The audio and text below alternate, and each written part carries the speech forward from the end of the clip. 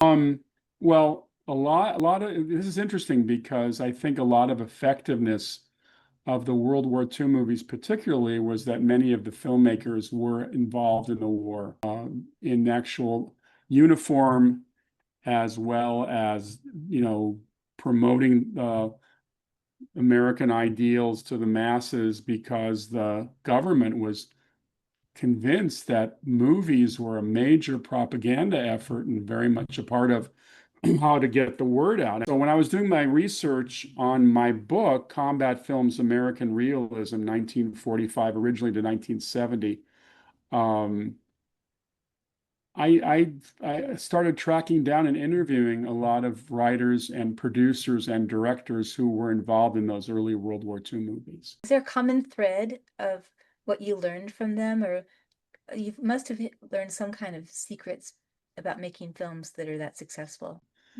And there's a scene in The Desert Fox where Rommel is in his staff car driving in Normandy, and he's attacked by two Spitfires who basically trash the car, flips up into the air, and is destroyed, and Rommel ends up on the highway, critically injured. Well, Henry told me that they had this wonderful classic Mercedes touring car, very vintage 1930s car, and there was no way the studio was going to allow them to turn it into a molten pile of trash. So he told me, watch the scene very carefully. So you see the Spitfire's tracers hitting the car flips up on the back end, and then he cuts to a racetrack and it's a race car flipping up in the air with a number on the side of it.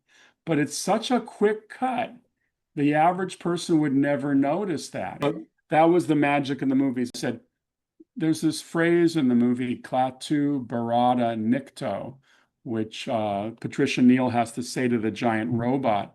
What does that mean? Mhm. And he told me. I was the first person, I don't think anybody had ever asked him that question.